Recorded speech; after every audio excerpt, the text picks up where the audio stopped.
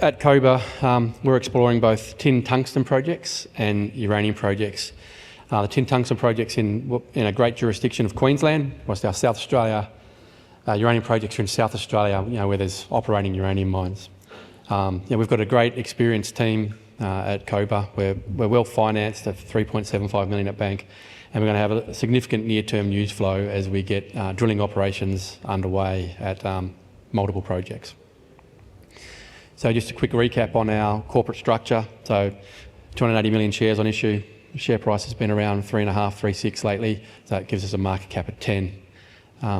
Strong board. Mike Haynes has been MD of many companies over the last 10, 20, 30 years. Myself, I'm a geologist, 20 years experience. So I love the exploration side. I love my projects. That's where I get stuck in. And Scott Funston, our non-executive director, is also a managing director of Expedra Resources here at the conference. So I want to talk about our Stanley Hills and Mount Garnet projects first. They're located in Queensland. They're the new shiny toy that we've just picked up in October. So that's pretty exciting. It's the new stuff. It's within the Herberton Tin District, which is about 100 k's out of Cairns. It's a past producing tin district. It's the second biggest tin producing district in Australia outside of what's going on in Tassie. It's grossly underexplored. It's had very little drilling since 1985, so it's 40 years since it's had a lot of work done on it. Extensive mineralisation across the project. Recent rock chip samplings, we hit up to 26% in rock chip sampling on the surface. So there's numerous high-grade drill targets across this prospect. Maiden drilling is getting ready to commence this current quarter. We've got a very good exposure to strong tin and tungsten prices. And as I said, we're going to have some pretty continuous news flow over the coming months. So here's our location. It's at 100 k's south of Cairns, southwest of Cairns. 432 kilometres of prospective property. As I said, there's a lot of historic mining in the district. The Kitchener Trend itself produced about 120,000 tonnes at 2.37% from 7 mines, so high-grade tin. And also the Gilmore mine produced 26,000 tonnes at 7.3% tin to 193 metres of depth. So these are some of the things we're going to follow up. They haven't had modern exploration. Neither of those two mines have been drilled since 1985. So it's something that we can really get in there with a fresh set of eyes, basically, and go after it. Significant tin mining and multiple multi-element resources remain in the district. There's tin, there's tungsten, there's silver indium. Yultania, one of our neighbours, Dover Castle, and also EQ Resources, Wolfram Camp. So it's a very polymetallic district with really strong potential. There's even a tin processing facility adjacent to our tenements, just outside our tenements. It's licensed to produce about 70,000 tonnes per annum, has 2 ore sorters on the front end of that. It's owned by a private group at the moment who are looking to upgrade that. So there's even if we can make a discovery and get some studies done, there's a future pathway to development for anything we can find.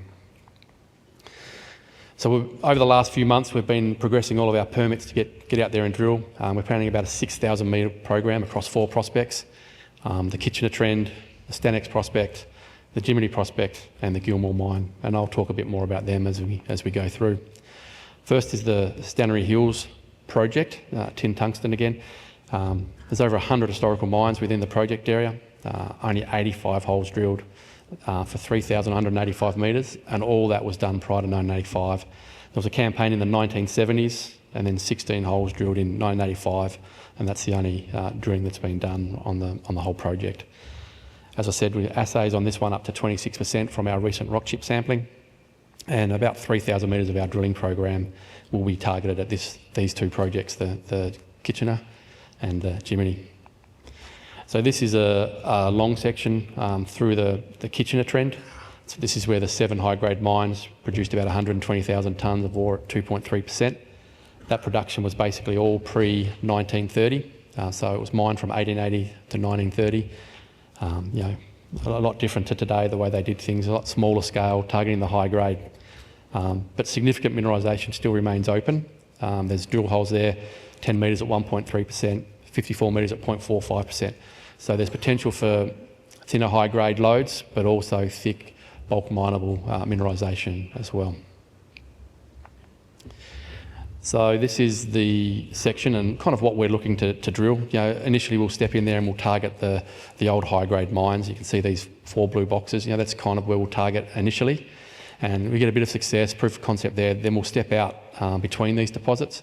Mapping at the surface has shown that there's mineralisation at surface in between these mines.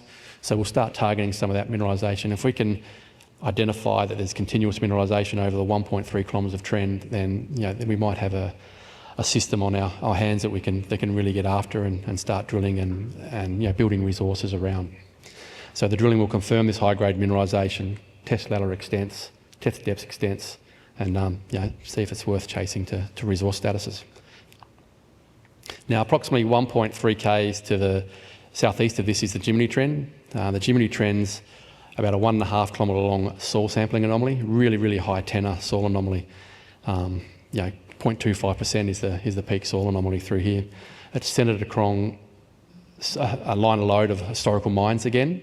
And when we did our recent rock chip sampling program across this in December last year, a lot of high grade results, 26%, 12%, 9%, just all through this area. So these coincident soil, rocks and historical mines makes this a very compelling target for us to target.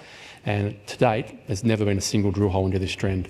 So it's something that we're really excited to get in and get after, and hopefully to find mineralisation over the length of this soil anomaly.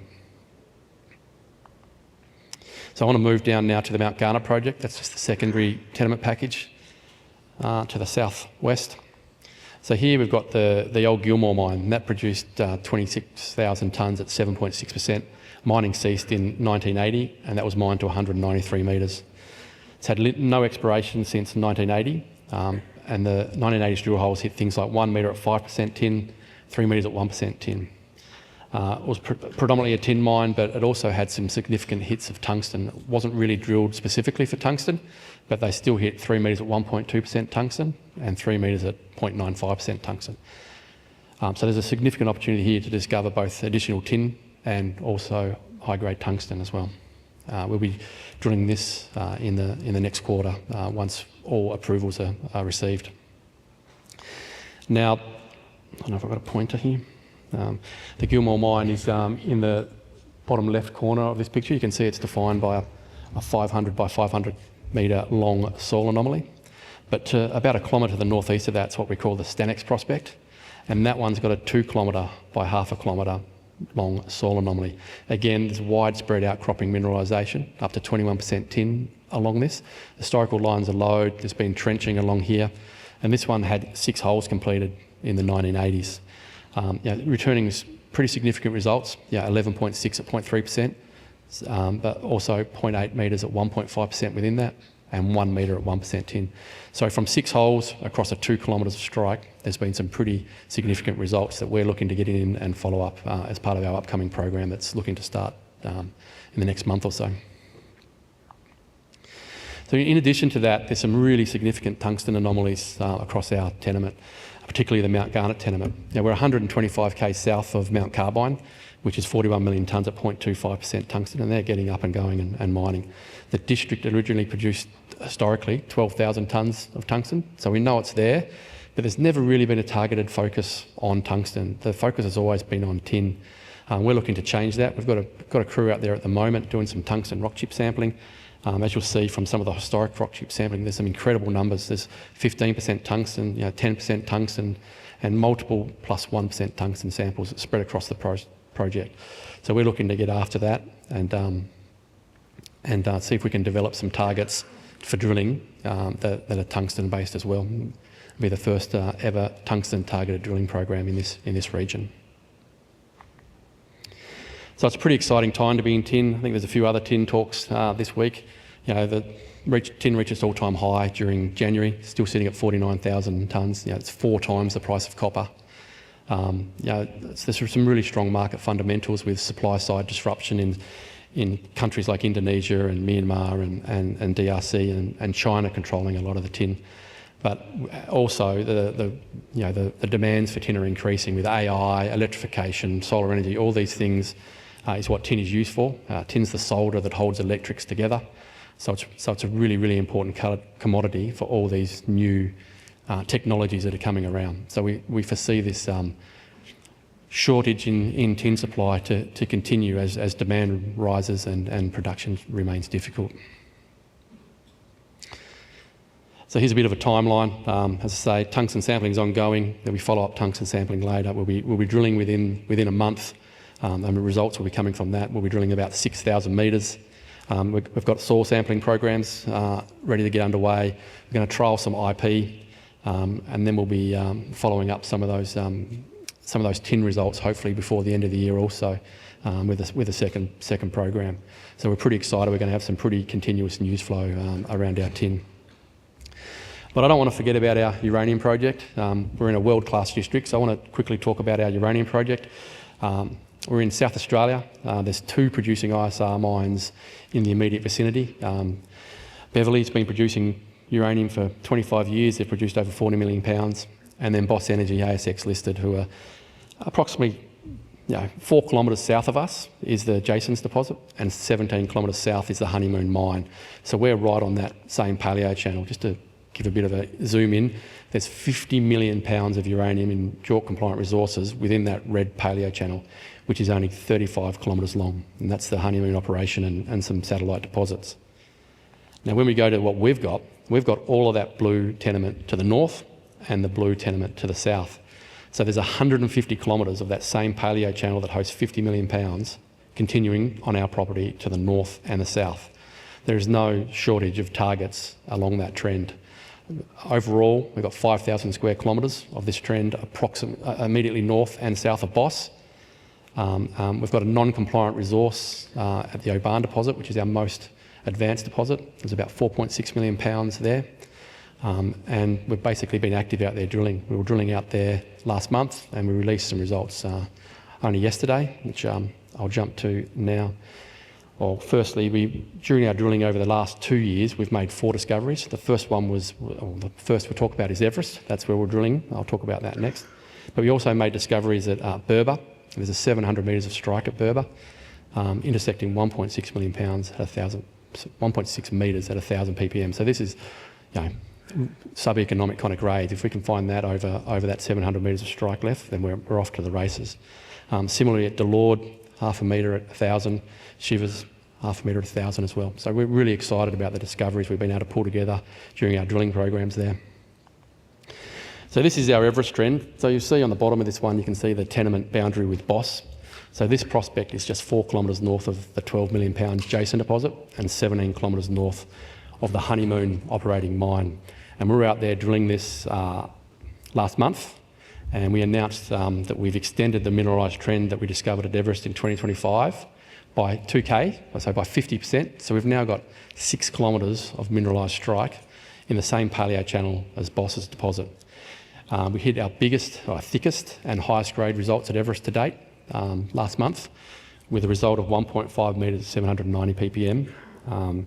And that had a high grade intercept of 0.6 at 1,600.